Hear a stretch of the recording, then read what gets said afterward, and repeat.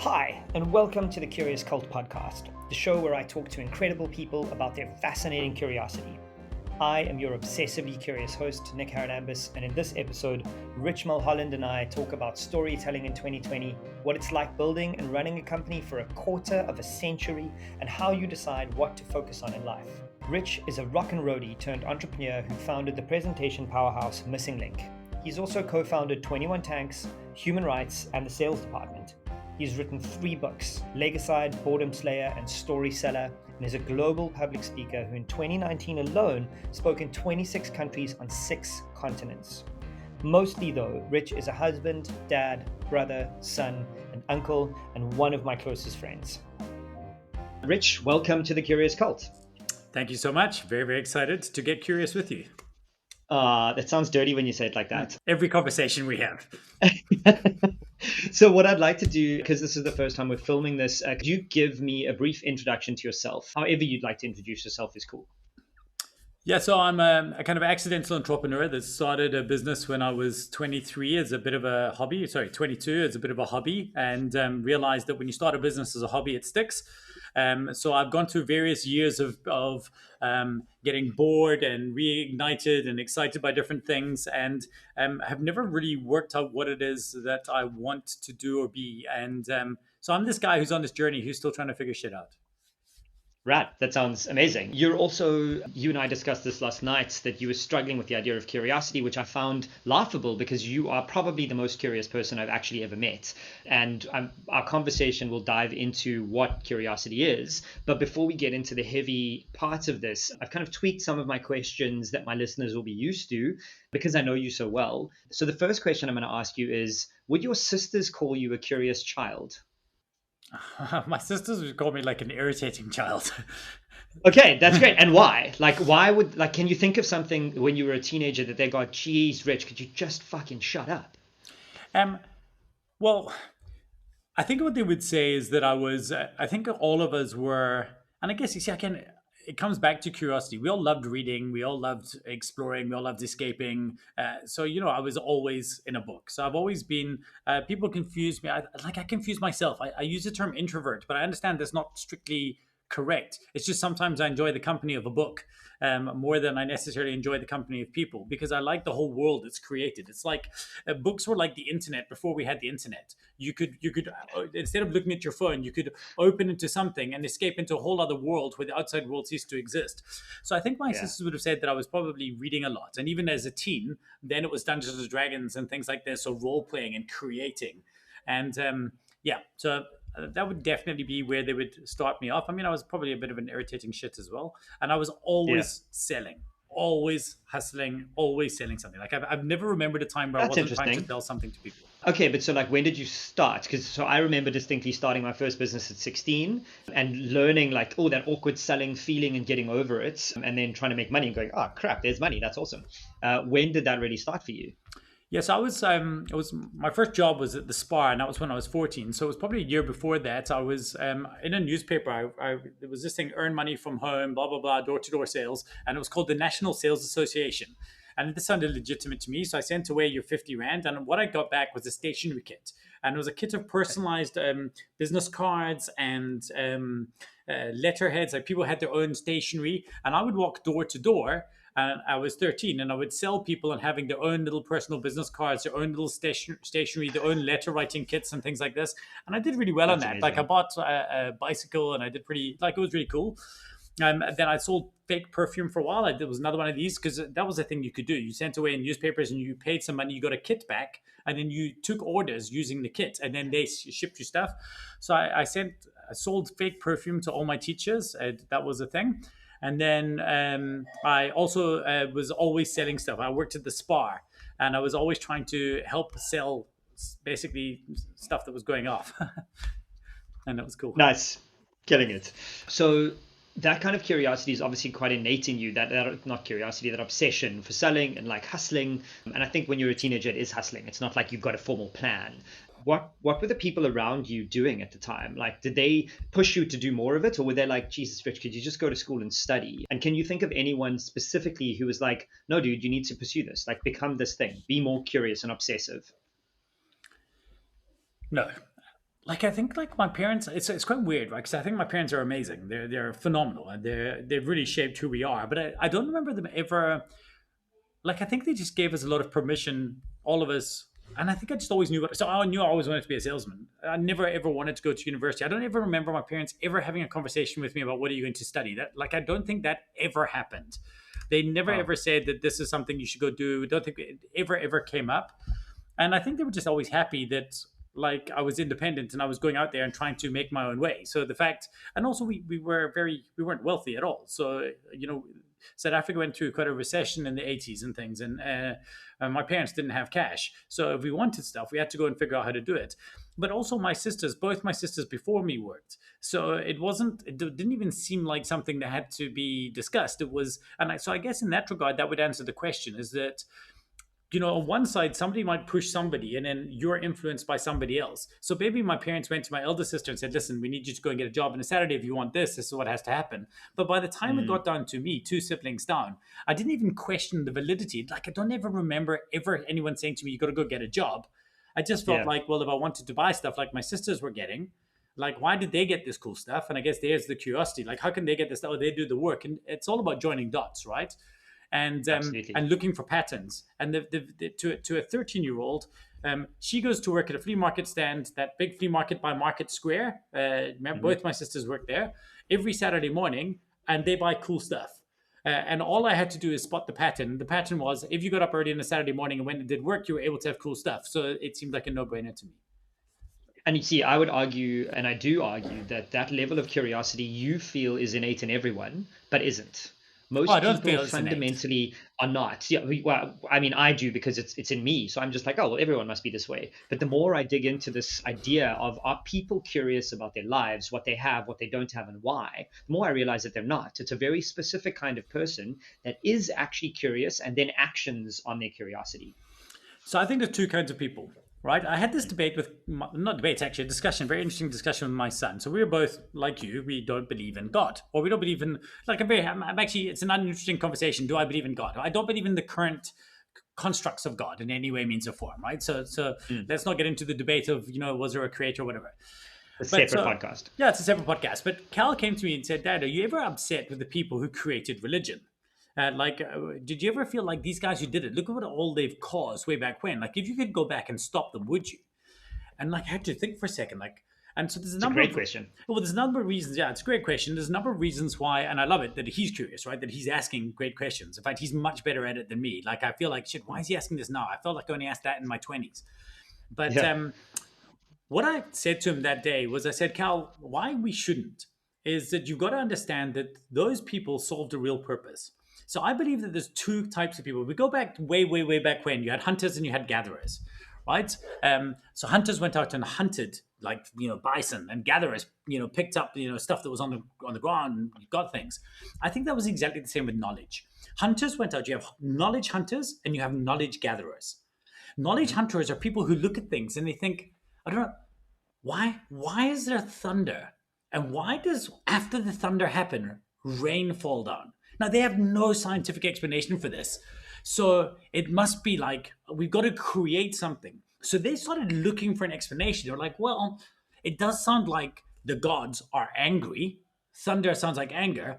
And then there's a reaction to that. So maybe God is angry, and maybe these are the tears of the gods falling down, or these things. Maybe this is a way of expressing it. And actually, in Mm. absence of any science, that's a It's a good perfectly answer. reasonable explanation. So the Yeah. people who created religion earlier, those shamans, they were the people that we'd be having lunch with today. They were the ones curious enough to turn around and look and say, why are they doing that? And then Let's you create go, a story. let's create a Like story, a let's, yeah, narrative. yeah, And they were saying they were right because with the evidence they had, they were correct. People yeah. will often turn around and say to me, oh, but look at the likes of, C.S. Lewis. C.S. Lewis was a Christian, even though blah, blah, blah, blah, blah. And he was a very smart guy. Or look at, Einstein was religious. I said, yes, but like, a lot of these people were also smokers because at that time there was no evidence of them smoking. But now, if you had those same people today and you asked them, would they be likely to be smoking cigarettes? The answer would probably be no. And if you fast forward, 50 years, would they still be eating meat? The answer would probably be no. So we have to understand the narrative structure of the time. And so what you have is you have these knowledge hunters out there who are trying to do the best with what they can. And then we go to the second group, the kind of group you mentioned earlier, and they are knowledge gatherers. They want to be thinking about what they're thinking about, and they're perfectly happy to accept your explanation of what that might be without doing any of the rigorous looking themselves. So they're happy to gather opinions that other people have formed. So some people want to form and hunt the opinions and thinking, and some people want to gather it. Now, I think that all of us play in that realm in different spaces. Like, I'm not that interested in how they make this, right? That's not something. I'm happy that it's made, and I'm happy to believe certain things around certain topics that I'm not going to go and spend the time to be rigorously looking at. But for the most part, I would categorize you definitely and me as hunters, not gatherers. And I think that's the difference between that's what makes and I think your guests in general. If you look at your guests as a cross section, I think the one thing you'll find that if you look at them, for the most part, they fall in the knowledge hunter category, not the knowledge gatherer category. Absolutely. And to add on to that, most of the guests that I'm speaking to, in fact, blanket all of them. And in fact, I would verge to say that most of the people you and I like to sit and engage with are not only hunters, they're also actions. So once they've hunted the knowledge, they do something about the knowledge. And I'll give you a great example. My most recent guest who just blew my brain is a guy called Rob McGinnis, and his company is Prometheus Fuel. He is a scientist, and he has figured out a way to pull CO2 molecules out of the atmosphere, getting rid of that problem, and turn it into gas that we can put into our planes and cars today. That took him 6 years to figure out. He was hunting that knowledge for 6 years before he was like, okay, I'm ready to build this thing. And then he built it. So they're not only just hunters, and I love that hunter, they're also doers on top of the hunting. So they're the guys or women who will get the hunting done and then cut the meat and fry it and get it done. Like, it's incredible to watch. And I think that's very specific to your platform, to this curious cult and what you're doing. I think that there are certain people who are maybe very happy to be quite philosophical about it. Who they're not necessarily doers. They're very, very happy to have an academic relationship with certain content. They don't necessarily want to take that and turn it into it. And I think that we actually need a bit of both. So what you'll generally find is that person you brought on, the Prometheus guy, may have within the realm of his team some purist knowledge hunters who are simply trying to solve the maths, who are simply trying to solve the physics. And then there's that practical hunter who's saying, well, and I often talk about the knowledge calories. We consume knowledge calories, but we only burn them when we burn them with action. And I think that the people who win are probably the ones who get that blend correct. Yes, or who are smart enough to surround themselves with doers if they're only academics, and vice versa, right? And in fact, Justin Spratt just tweeted, so crazy that this ties in, can the Director General of the World Health Organization, or should the Director of the World Health Organization have a medical degree?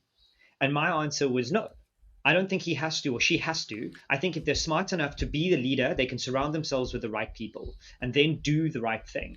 So I think it's a collection. It's never binary here. The CEO of the Entrepreneurs Organization, the largest network of entrepreneurs, has never run a business in her life.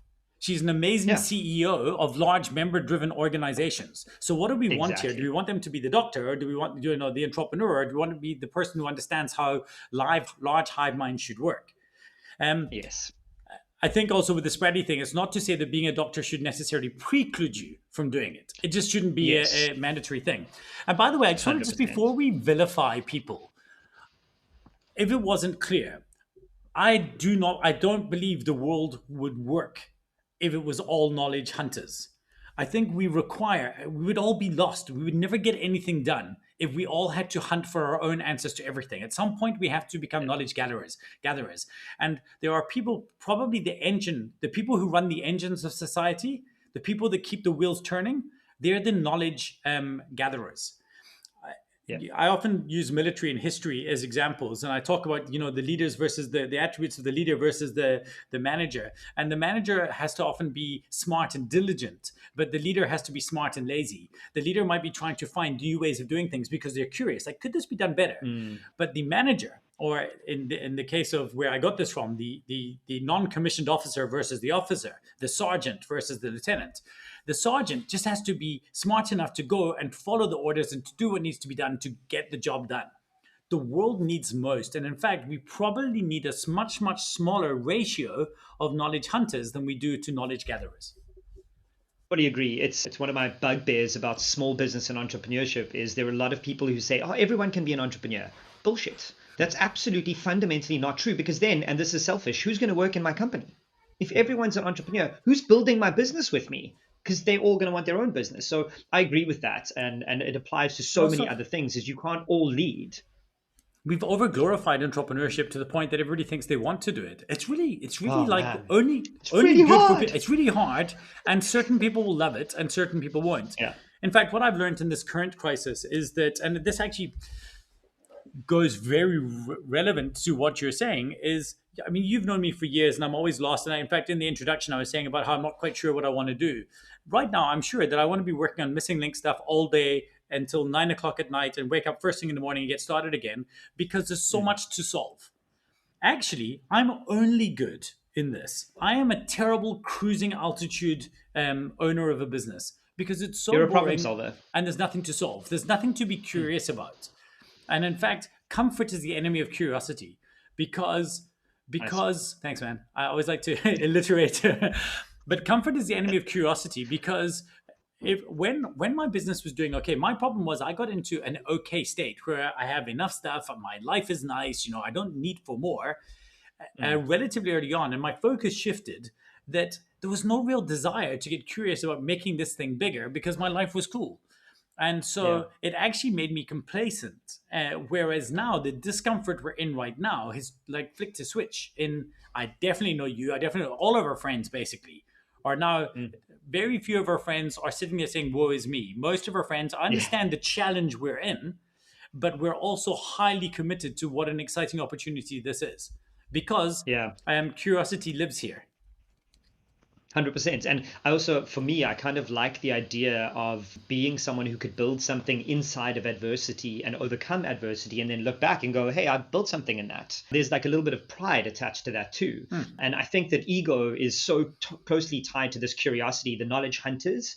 I think that there's a little bit of ego there, that you're going out to hunt that statement and make it yours. That strong opinions, weakly held thing, you want the strong opinion to take back to the gatherers and go, look, I made this, you can now distribute it to the world. Yes. And then it's owned to you. And I like that. And there is, for me, we're going to speak about it just now, but there is a lot of stuff that offshoots from curiosity, and ego is one of them. Failure is another, innovation is another. These things are all attached and tied together. And you said to me a little bit that you were struggling with that idea of failure and curiosity and innovation all being worked together. So I framed it in a different kind of question for you. Your team right now is all sorts of active and busy. They're being curious, they're innovating, they're trying new things, but I guarantee you they're not fearful of failure. They're not from you.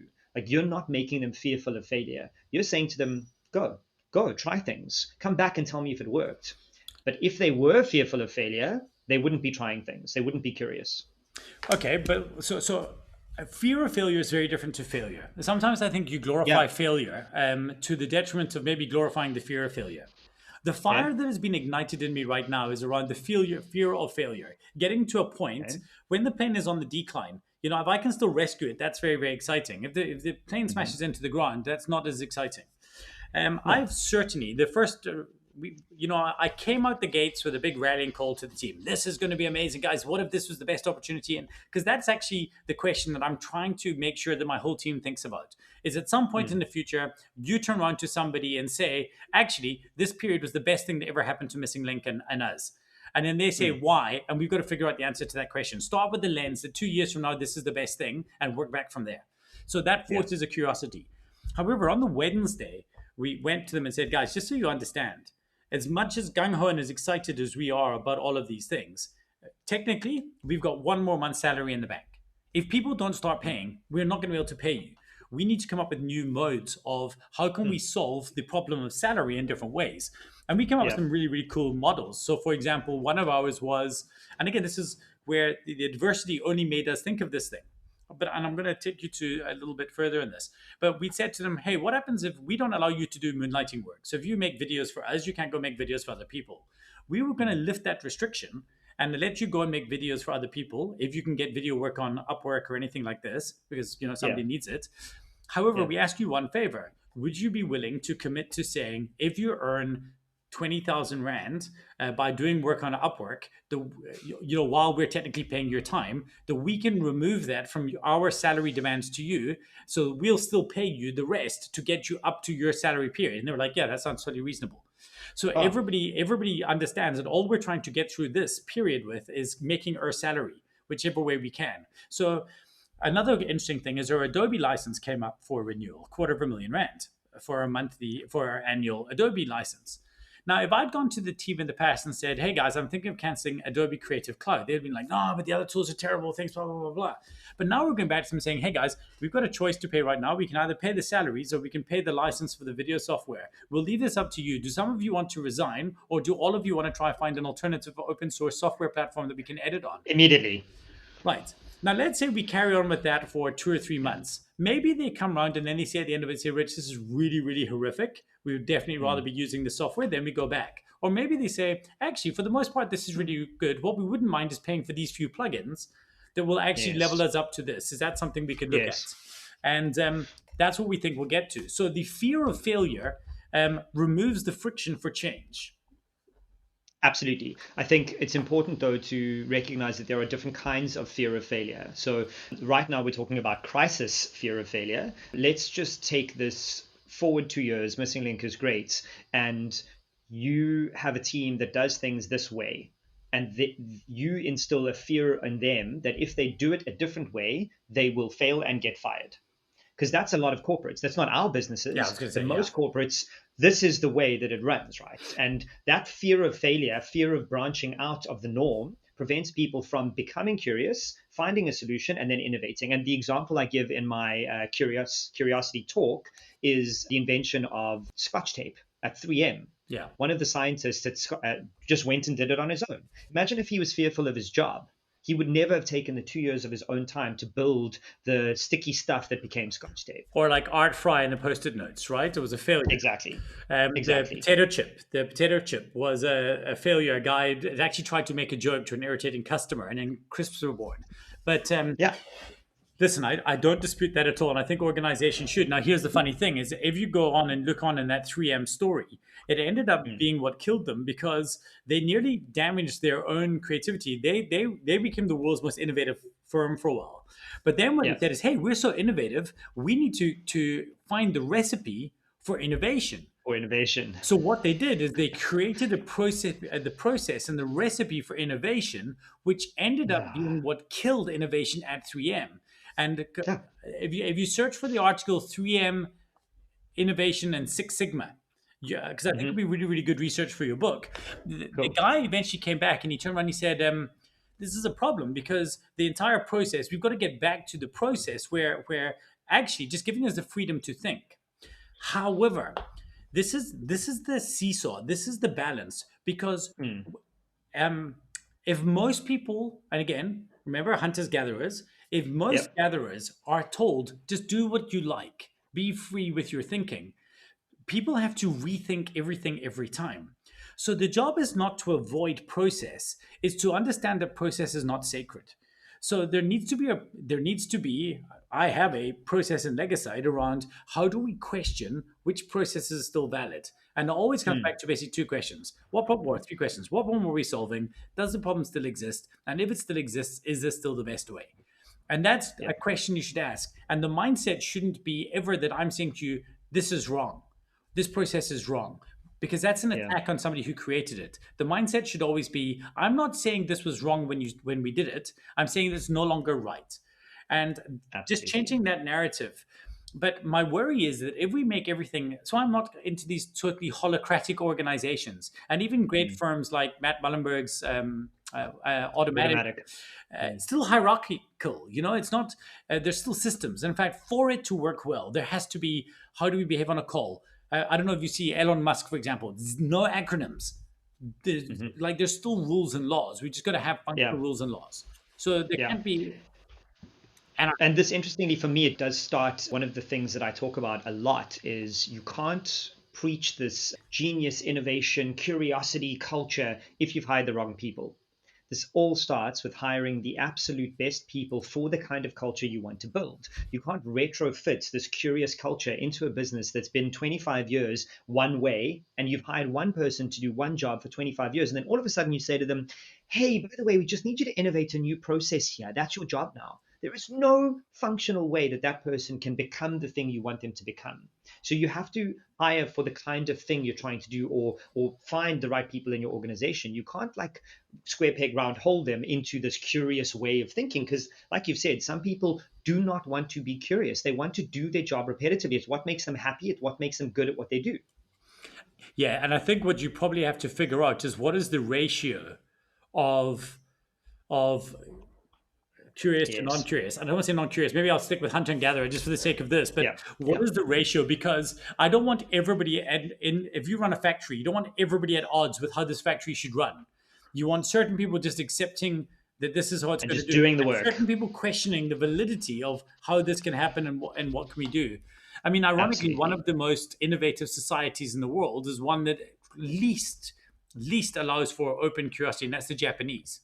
I mean, they're very hierarchical and very, very structured about the way. And if you want to make a change, you have to go to there. It's got to go to there. It's got to go to there. There's got to be you have the meeting. You can't have a meeting during the day. You got to save it for drinks at night, because there's certain, literally rules that you cannot do it. Drinks at night. I don't know if you know, mandatory in Japan. It's actually part of your meeting day. Because then you can say things that during an evening. Wow. I can say, hey, the way you handled that today wasn't really nice for me. And then we get over a drink, and then we smile, and the next day we go back to work, and we pretend we never spoke about it again. And it's bond building and things. But then, and then so you'll know somebody who knows somebody, and then you'll socialize it there. And then if they come back and tell you, okay, it's socialized, then you can submit a document. So bizarrely, it's not to say that curious people don't exist, but it's like so counterintuitive that some of the greatest innovations in the world would come out of Japan. I don't understand how it works. Anyway, to go back to your point, I think you're spot on. How do we test for it though? How do I find the people that have the curious gene, that are members of the curious cult, to come in? Yeah, it's a great question, and that's why I'm writing this book, is because I do believe that there are things that curious people show and display. Interestingly, I do think that we are, at the end of my 12 months of recording these podcasts with all these people, I'm going to have a very clear idea of the kinds of things, and I'm already getting words that people use, and that's actually the next one on the list of things I want to talk about, is this obsession. Curious people are obsessed with something. It doesn't matter what. The example that I use that my podcast listeners are so sick of hearing is Charles Darwin. He did not want to come up with the theory of evolution. He was obsessed with marine invertebrates, and that led him to many, many years of research that led him to the theory of evolution. He was an obsessive person. So that's one of the things. And the thing that I'm finding more and more is curious people are obsessive learners. And I would put you in that bracket. You have this lifelong, constant, obsessive learning culture about you. I see it in your kids. I see it in your work. So the question that I want to ask you is, how do you engage in this learning in your personal life? Do you set time aside? Is it always on? What is it that you do to push this learning culture in your life? Okay, I want to take one step back to one thing you said, because I think it's absolutely spot on. I think, in fact, there's something we did. This goes back to a previous point you asked about hiring for curiosity. I always say that in those leaders, again, hiring for leadership positions, I always try to hire somebody who has something they'd rather be doing. Is a great starting point. So I would rather, if we have lunch, I'm going to try and talk you into playing a board game, right? And I'm relatively obsessed about that. But again, for now, give me a year and I might be trying to get you. I mean, the other day you and I were playing Rubik's Cubes. I can actually see your Go Cube behind, right? And so both of us sitting there doing that. But there's always something we're trying to solve for. We want to try and figure this out. I think that the best people, like Don, who's one of the owners of got a shareholder in Missing Link, well, he's into birds. Now, Don will be sitting in a meeting with somebody, and he could get a message saying, a lesser spotted eagle tit, or whatever it's called, has been seen in Midrand, and he'll turn around to the guys in the meeting and say, guys, I'm so sorry, but I'm Unless this is out. what it, and what I love about South Africa is people are like, totes legit. That sounds reasonable. Go get it. You can do this.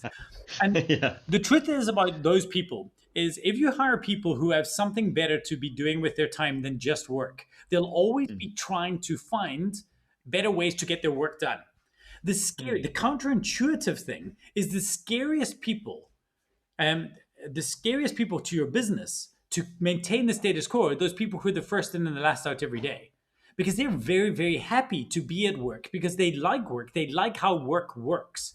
So for them, mm. they're happy just to stay there and diligently go through the functions. You actually want people with something better to go. So that's just the thing about obsession. And so Yeah, just on that, they're not disrupting their workplace, right? Because they like the way it is, they like the way it works, and they're comfortable with it in status quo. And I think both of us don't like status quo. We like to yes. push the status quo a little bit further all the time. So you want those people to be the gatherers and stick around, but they're never going to be the leaders in your business to push it forward. And what everybody needs to understand is that any given time, status quo, this virus attacks people who are weaker in certain ways, respiratory weaker, older, things like this. I know there's a politically correct term for it, whatever, that term. But immuno, anyway, it attacks Oh, we don't care here. it attacks Yeah, people who are weaker in certain ways. The yeah. intellectual virus, the mimetic virus, also attacks the weak. And what this has done, and anything like this, is it attacks the status quo. So the best thing that has happened is the status quo in your business is at its weakest now than it's been for years. Probably even weaker than the financial crisis we had. The status quo Mm, in your business is weaker than it's ever been. This is the best time to have people who change things.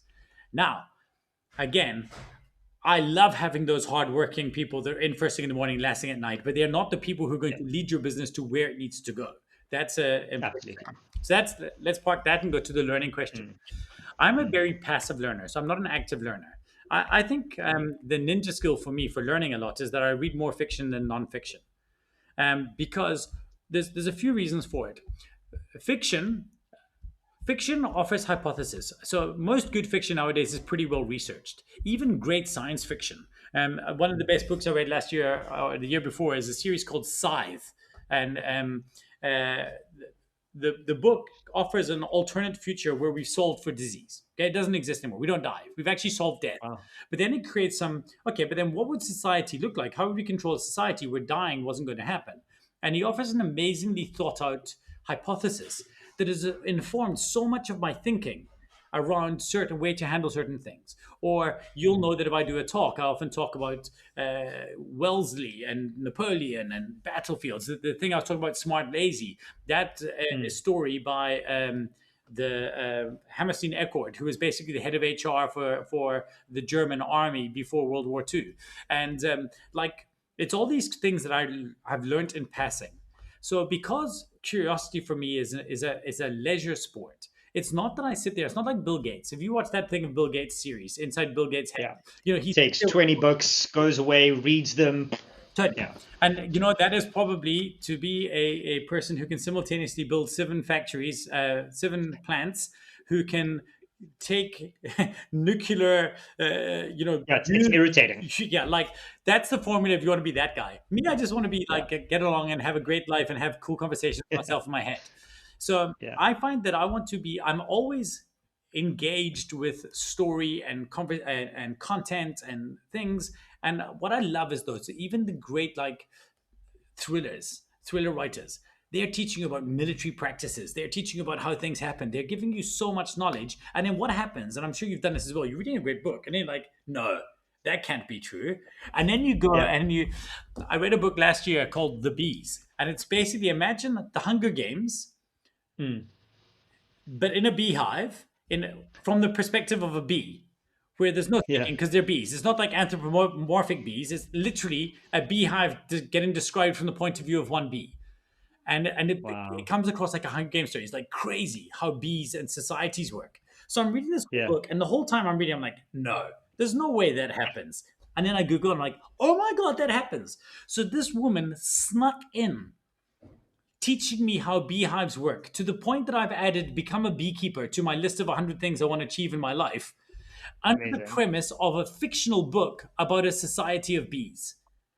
Mind blowing. Uh, it's amazing, and it's so funny you mentioned fiction because over the last 4 or 5 years, I've almost come to a stop on reading business books. So the only kind of business books I read are biographies or autobiographies of people that I want to learn more about. So right now I'm reading the Bob Iger, the Disney CEO biography, really interesting, smart guy, but his whole first 3%, 4% is one long story. It's not teaching you anything, it's just telling you a story. So I'm enjoying the storytelling aspect of it. The book that tipped me towards sci-fi and made me literally stop and go, this must be real. This is too well described to be fake, was The Three Body Problem, which you and I have spoken about ad nauseum. It is the book that changed my perception on the entire world, on everything that I ever believed. And it's not a real book. It's a fiction book, but it's so close to real that I actually started looking into the quantum physics and the physics and all of the stuff, because I was like, this is just too insane. And most of it was based on actual quantum physics, which to me is just mind-bending. So let's look at what the difference is there. So now, I don't not read any business book. Like I'm reading Impossible Conversations at the moment, and I'm enjoying it. There's certain times where I think, oh, I wish I was better at this.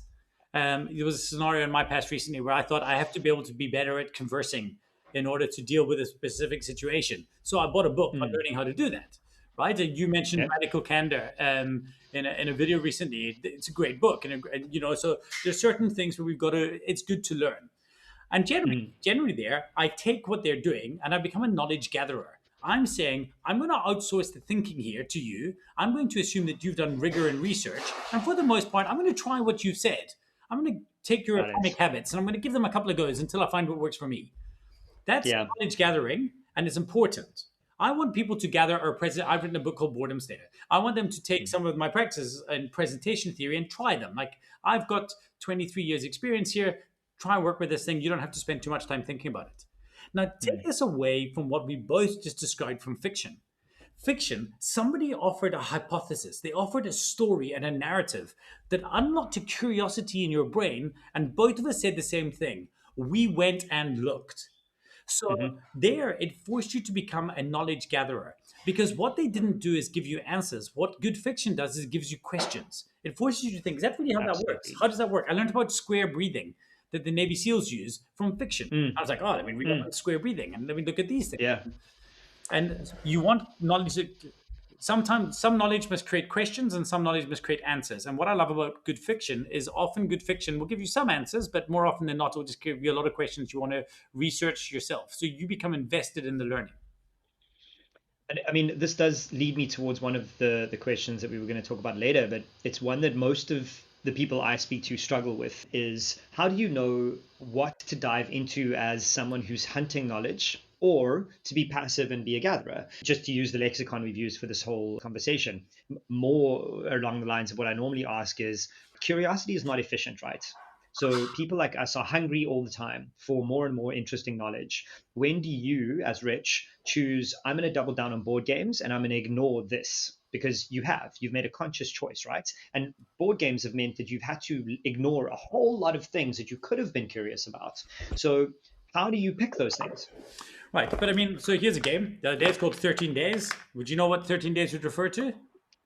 Zombie apocalypse. So 13 days is how long the Cuban Missile Crisis lasted for. Right? Okay. Cuban Missile Crisis is one of the best. It is a microcosm of human decision making for the entire world.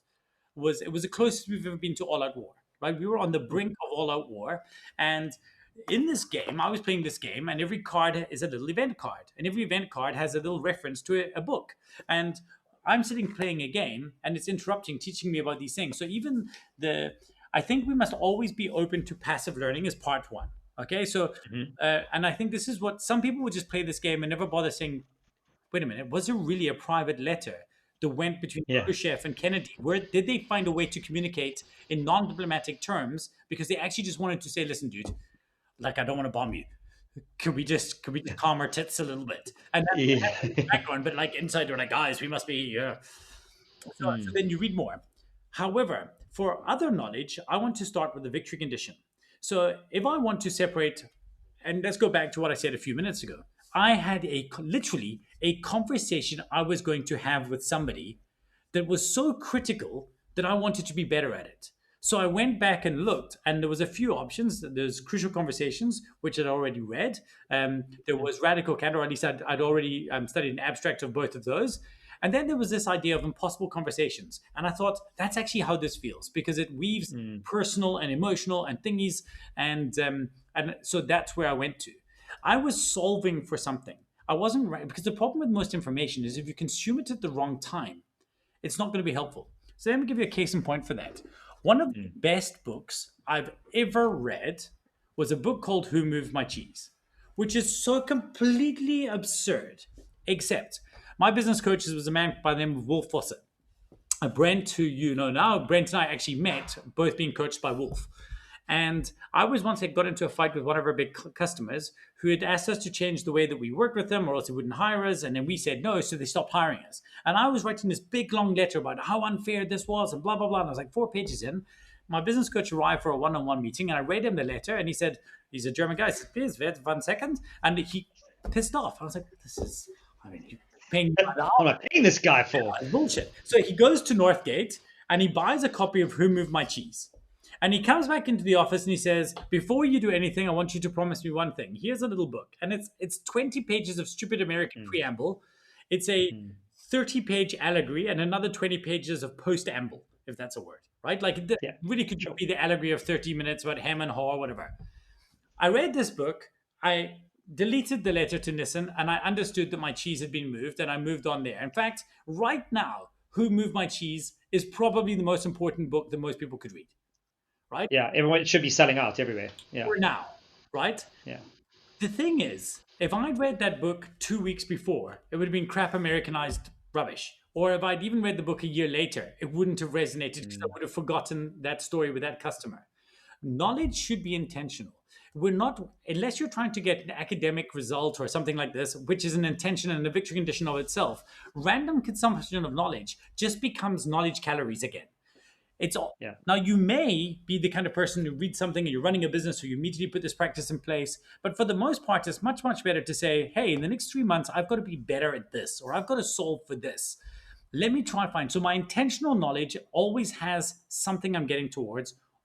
And of course, the outside case of that is when 3 or 4 of my mates all turn around and say to me, wow, this book really blew my mind. Then I'll read that as well. And incidentally, it's why I like Gladwell so much, because Gladwell actually, I don't often agree with him at the end of his books, but I love every word, every morsel of information. And Gladwell actually falls for me under the category of something I can read lying in bed. It's almost like fiction. Whereas business, he's such a great storyteller. Exactly. Anyway, sorry. Yeah. I went on a tangent. No, that was brilliant. So what I actually want to do is shift this conversation more directly to your current crisis and missing link, because so much of what we're talking about applies to your, I think it's now 25-year-old business. So just for my listeners' sake, give us a one-liner on what missing link is, and then I want to ask you some questions. Okay, so Missing Link is a presentation organization. We work under the premise that a good presentation is written before it's designed, before it's delivered. And we help organizations with those 3 aspects. Crafting the right message that you have to deliver to your audience, creating the visuals, the work with your message, not against your message, and then training you as a speaker. So when you get on that stage, you grab them by the throat and drag them to the end. So we help organizations create presentations and at a larger scale, the collective noun of presentations, which is conferences and events that activate audiences. It's 23 years old now. So I started when I was 22 and I'm 45 now, yeah. Cool. I mean, that in itself is just a phenomenal feat to have a business that is older than your child, for example. Well, I have staff now that work there that have never lived in a world in which my company didn't exist. Wow. Yeah. I mean, that is quite a thing. I mean, we often just glance over that, but it's phenomenal. Literally, the longest thing I've ever done is 7 years. Longest business I've ever been in. My relationship is the longest thing I've ever done, actually. And it's a great relationship. So well done. Yeah, thanks. Yeah, she's the reason I'm still sane, I suppose. I think that everything we've spoken about applies so directly to Missing Link right now, because you guys are going out and hunting this new kind of knowledge that we're in, because the whole presentation industry has just, for lack of a better statement, been destroyed as it was. And now it's becoming something different. So you as a leader have got so many different roles to play, right? 1, you have to go and hunt the new direction. 2, you have to go and gather existing knowledge. 3, you have to relay that to your team. So the first question I want to ask you is, how do you choose in a time of crisis like this what you do as a leader? Because you're a smart enough person that you could manage the podcasting technology, you could do crowdcast, you could do everything. What are you choosing to do and how? I almost certainly made myself product development and marketing, right? So those are Okay. so I can come up with the ideas, and I'm pretty good at solving new problems for people. And my lens is, and also it's unfair to say that other people can't do it. Even in the best organizations, people aren't sure what they have permission to do. So if somebody came back to me and said, "Hey, we're going to do this product that does this," I could just easily say no because I still want to solve a presentation. So I've been focusing on, and again, I say product design, but it's actually just that's a very, very fancy way for just saying problem solving. Because all that I try to do is I realize that businesses become very centered around the solution that they offer. But actually, when they started, they were really just about solving a problem that existed. And Missing Link is like, oh my God, they've canceled all live events. We do presentations in a world in which events have canceled. And like we had a 1 day pity party. We were like, oh, panic, panic, panic. And then the realization was, hold on a second. Um, is leadership communication more important or less important now than it was a year ago? And they're absolutely 100% more important. Second of all, are we being thrust into an environment where there are a whole bunch of new presentation related skills? We do presentation training that are required for people to learn very, very quickly, and the need is real. Yes. Do we believe that actually the frequency of how often leaders have to communicate right now has escalated or de-escalated? Escalated. So Mm. why am I worried? I'm worried because the current solution in which we offered, the framework has changed and evolved, but the problem exists actually in a bigger case, in a bigger way than it did before. Now, there are other challenges, and the other challenges are things like our clients don't have as much money to spend. But then what we realize is, well, that works because it's actually cheaper to book Crowdcast than it is to book the Santon Convention Center. So all of a sudden, and we're able to change people's mindsets around what it is they're doing. So everything for me has been framing around what problems can I solve for these people now that will change their opinion of what my organization is a year from now, because that is very, very critical. So I want to come out of this not being as just the guys who did this.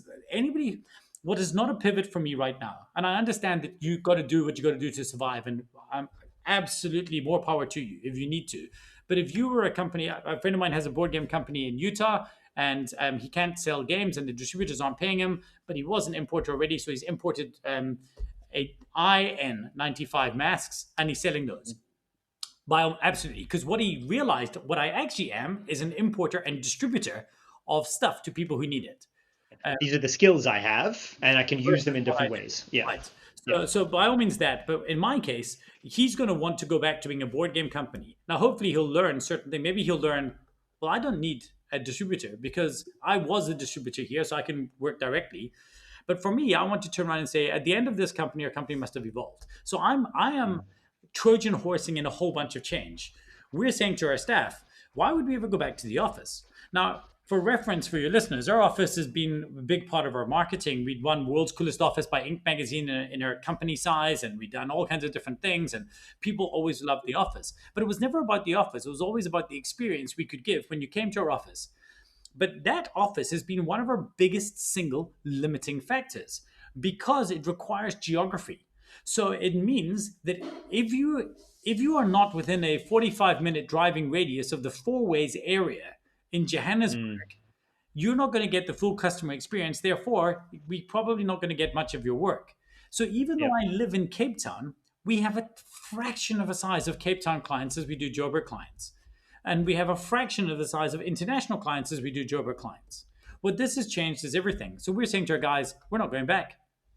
I don't want to go back. And Well, I mean, I don't want to interrupt you, but it's literally your entire book of legacy. Legacide, you've just said it worked for a period. Now it's stopped working. If we continue doing it, it's legacide. It's time to move on from this because the world is different.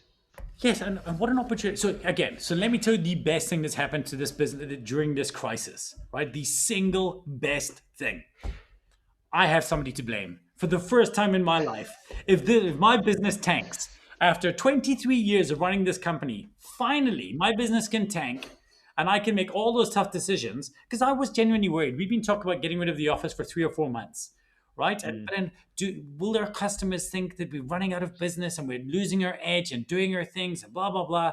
Yeah. They may have, and we really did think about how we engineer the story. But now we turn around and say, guys, I've written a book on legacy thinking. What we learned during this crisis was that we can operate as well for clients. And in fact, there's many ways we can, all of our meetings are now recorded. We can give you feedback of clips of the key points of a meeting. Actually, meetings are massively improved by doing it this way. Therefore, why would we take you backwards to how we did it before? The office no longer makes sense. We're closing the office.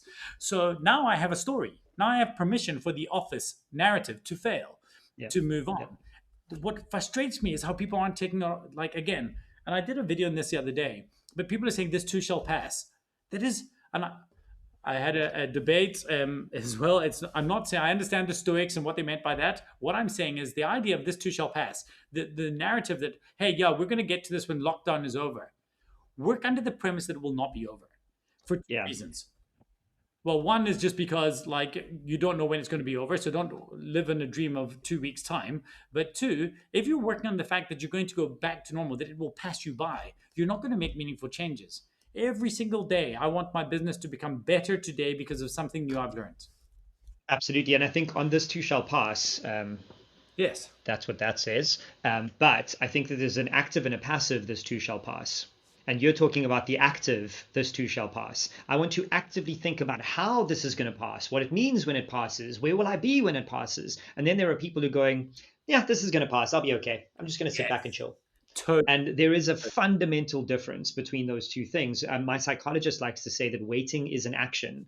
And I saw that you were also saying waiting, something around waiting in your post around this, is that waiting is wrong. Waiting doesn't mean anything. And there's, again, two different versions of that, right? One is you can't wait and see. The other is prepare while you wait for what's coming.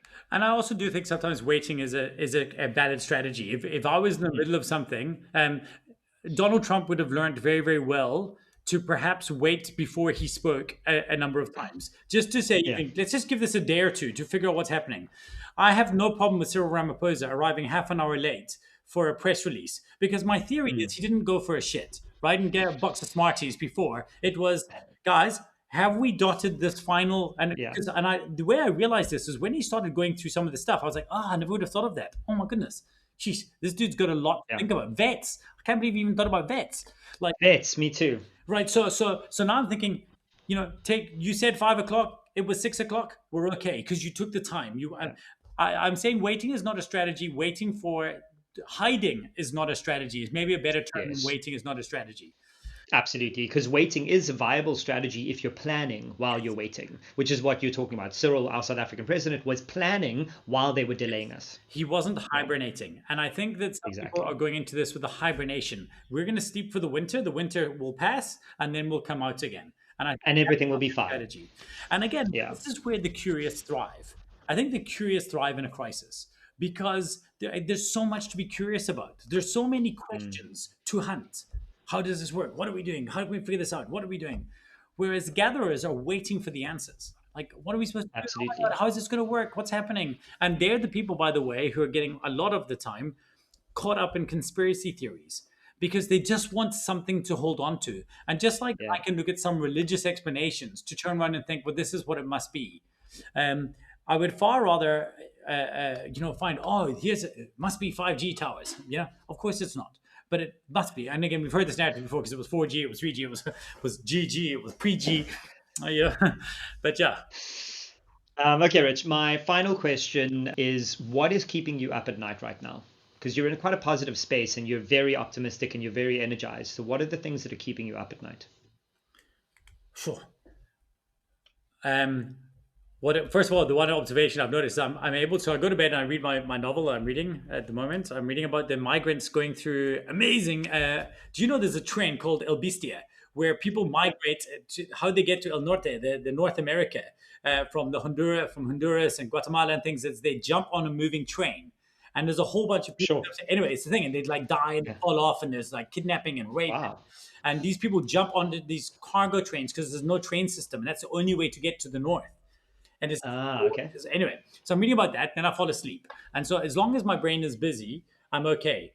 What I found is I'm waking up much earlier than I should. So when my brain starts sleeping, I'm not able to sustain it, and I'm waking up early, and that's when my worst of the whole thing happens. Is when Okay.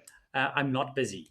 Right now, being not busy is a curse for me. Any moment where I'm stopping to think, because then I start thinking about, I'm trying to be optimistic. Okay. And I will definitely continue to communicate optimistic, but I'm also realistic. And I understand if too many people in a society lose their jobs and no longer have work, they're going to do whatever it takes to feed their children and to keep their loved ones safe. And that might mean that my loved ones are not as safe as they should be. And I don't understand the escape clause, and I don't think the priority of running a presentation via an online platform is going to help me when people are running at me with pitchforks and things. Yeah. And I worry about those type of things. So I worry about, what if we don't do a good enough job for society? I worry that, like about like I worry about how I see people react at the moment, like Trump blaming the WHO and people blaming CEOs of companies, or this company is behaving like this. This companies don't behave, right? There are no companies, there are no organizations. There are only other human beings trying to make decisions that they think is the best. The WHO made mistakes because they also don't know. They've also never dealt with this in this way. And I'm seeing some attributes of people, and I worry a lot, and it's actually evolved me about how some people are just trying to make shit negative. Like they're just trying to antagonize through this thing, and I've tried to not be. But I did one probably slightly antagonistic social media post in this whole period, and it was about just taking people who are giving Bill Gates crap. Like that was, and I just put out a post on that, but I've not engaged with anybody beyond it. It was just a thought, and I've left it. But those are things that have really been frustrating me. The biggest one is probably that. Okay, let me just put this out there, and by the time this goes out, we'll probably have run this. But the biggest worry I have is that I can't see how this plays out. When I stop and rationalize, no matter when we stop this from a South African context, we're not flattening any curve, because when we stop it, more people will currently have it than would have had it when we started it. So all we've done is we've taken a spread holiday, but the instant those people come back to work, we all start it again and we mix it. So the only end state for this is a vaccine. And I can't understand how we can sustain, to the point that, as horrific as I think, I don't know if, like, at some point, do we literally just have to go and take our chances and find out ways to separate the people who are probably going to be safe from those who are not? And like, are we just going to have to suck it up? And because the fallout of complete economic collapse worries me a lot more than even an astronomical amount of people dying of COVID-19, because I think many more people could be affected and die because of all that economic collapse. So that's what keeps me awake at night. Yeah, I mean, and fundamentally, this is why the science and the narrative has shifted towards masks for all, because it's a way for us to get back into the economy by minimizing the effects of a virus like COVID. If everyone starts wearing masks when they do anything out, we can open up the economy again. We can go to work again. We can't maybe eat at restaurants as often as we could because you have to take your mask off. But fundamentally, it's things that get us from 0, we're all affected, to 80%, most of us aren't affected. Those are the things we're going to have to do over time. But I am not an expert, so I don't like to debate these points. I didn't realize that was what that was about, but I think it's genius. This is the whole narrative. And this is the whole narrative around the mask thing is, sure, it's not 100%, and that's not the point. The point is to get us back to normalcy as quickly as we can. The final thing, Rich, is you have the floor. Tell people where they can find you, follow you, anything you want to punt, the floor is yours. I would love to engage with you. Probably my favorite place to engage at the moment is probably LinkedIn. So if you wanted to reach out for more conversation, that's possibly where I spend more of my time. Twitter tends to be more fun for me and things like this. Facebook is more family and friends. But if you go to getrich.af, you will find that is a link farm to everything. So you'll find the links to all of the social feeds. I would also love it if you engage with me on YouTube. I'm trying to grow my channel there, so that'd be nice. You could see how I think. But yeah, just reach out on LinkedIn and say hi. And let me know that you came by the Curious Cult. Like, I'd love to know that this was the context that came, and then we have a nice starting point for a conversation. Rich, thank you so much for giving me your time. As always, never a dull conversation. Thanks, Nick. Love it. Thank you for listening to the Curious Cult podcast. the show where we talk to incredible people about their fascinating curiosity. If you like this episode, please rate the show, like it, share it, and generally be kind to us and tell people about it. My goal is to spark curiosity that changes the world, and you can help by talking about the show to anyone who will listen. Stay curious. Until next time.